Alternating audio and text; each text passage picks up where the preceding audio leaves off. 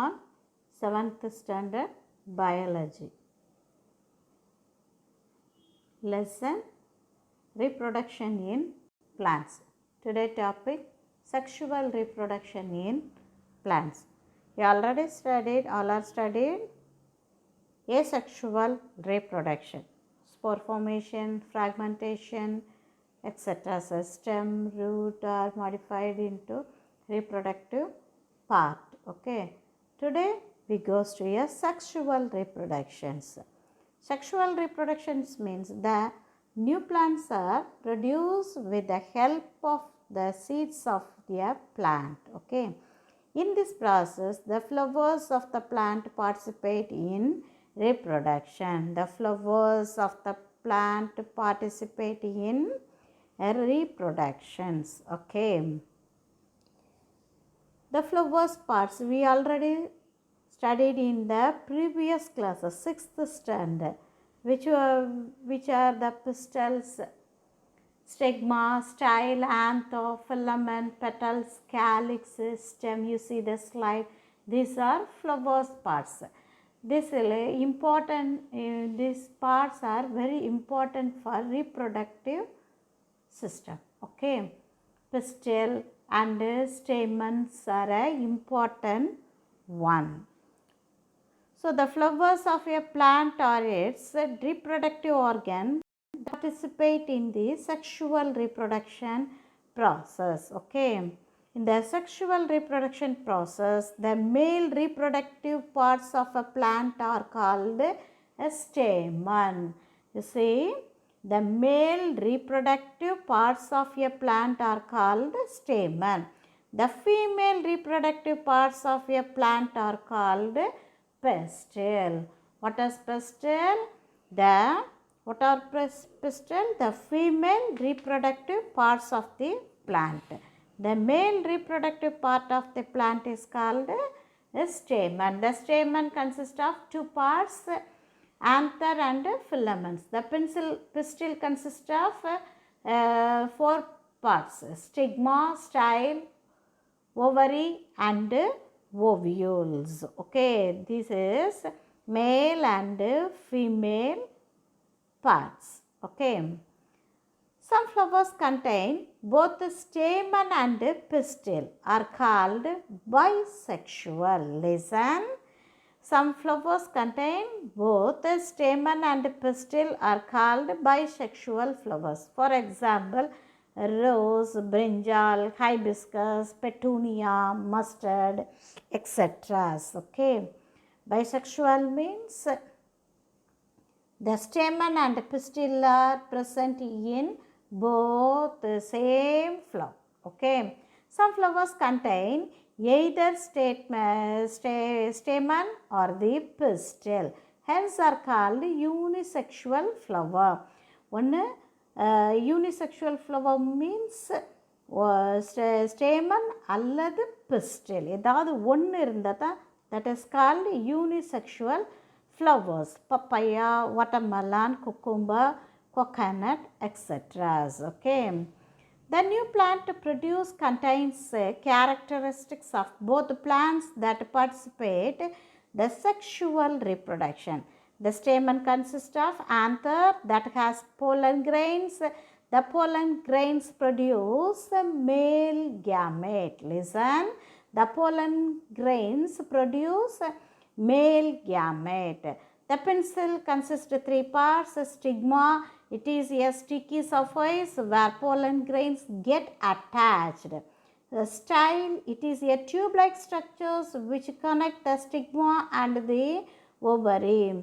Then ovary, it contains egg in which the female gametes or eggs are formed. Okay. Then how the male gametes reach the female gametes in plants. The male and female gamete fuse and form a zygote. The male and female gamete fuse and form a zygote. The male gamete reach the female gametes by the process of pollination. The pollen grains have a tough covering which allows them in surviving the different climate conditions. Due their lightweight winds and water often carry them away to different plants. Sometimes the pollen grains also get attached to the insect which carry them to different flowers. The process of transfer of pollen grains from one stigma to another is called pollination. Listen, the process of transfer of pollen grains from one stigma to another is called pollination. The pollination agent is wind, water, bird, insect, etc. So this wind and water is a abiotic factor.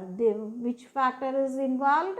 Abiotic factors. Then the biotic factor, bird, insect, bat also. Okay, these are pollination agent.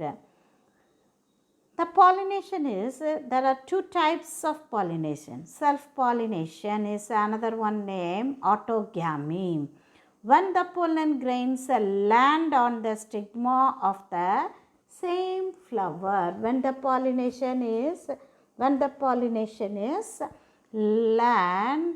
grains land on the stigma of the same flower. This is called self-pollination or autogamy. You see the picture. When the pollen grains land on the stigma of the same flower. Cross-pollination or xenogamy. When the pollen grains land on the stigma of a different flowers, whether the similar kinds or different kind. Okay. Cross-pollination means when the pollen grains land on the stigma of a different flower, whether of a similar kind or different kinds. This is called cross-pollination. Okay.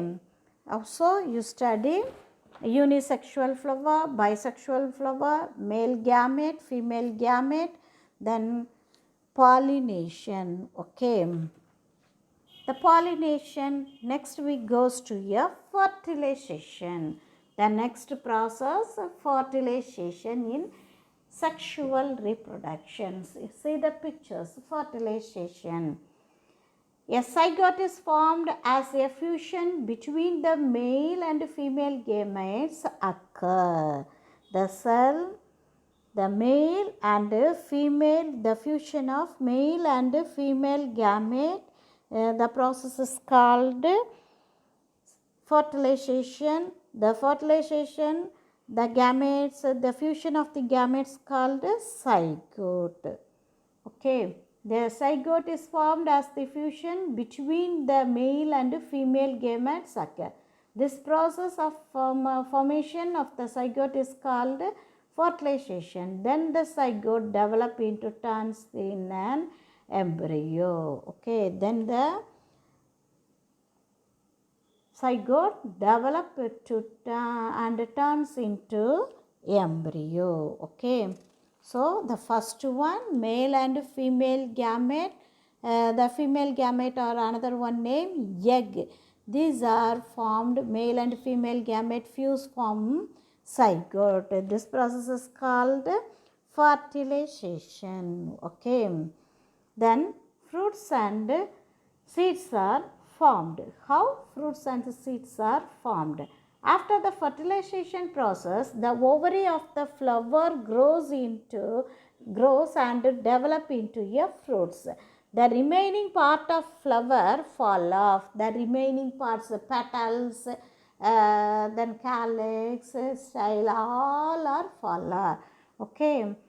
The ovule develop and form the seeds of the fruits. The only ovules develop and forms the seeds of the fruits. The embryo is enclosed inside the seeds. The embryo is enclosed inside the seeds. Some fruits are fleshy and juicy such as mango, apple and orange. Some fruits are hard like almond and walnut. You see the picture, the tomato fruits, okay, a fleshy fruits inside, the fleshy part inside, seeds and ovules are is seen, okay.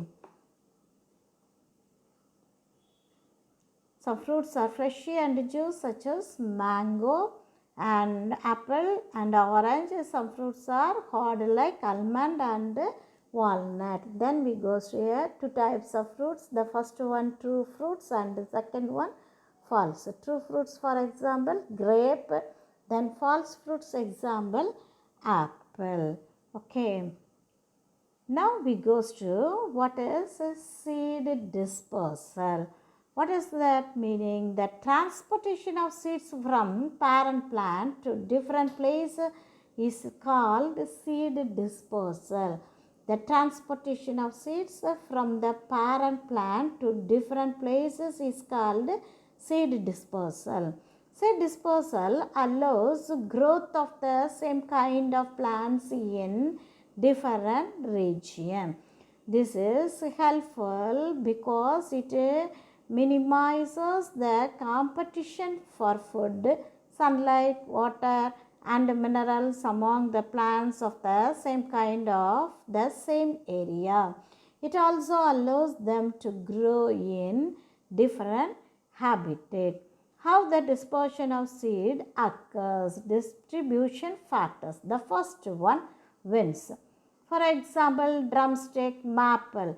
The winged seed, ரெக்க மாதிரி அந்த சீடில் இருக்கும், முருங்கைக்காயில் எல்லாம். Grass, light weight seeds, hairy seeds. Sunflower has a hairy fruits, okay. Then water.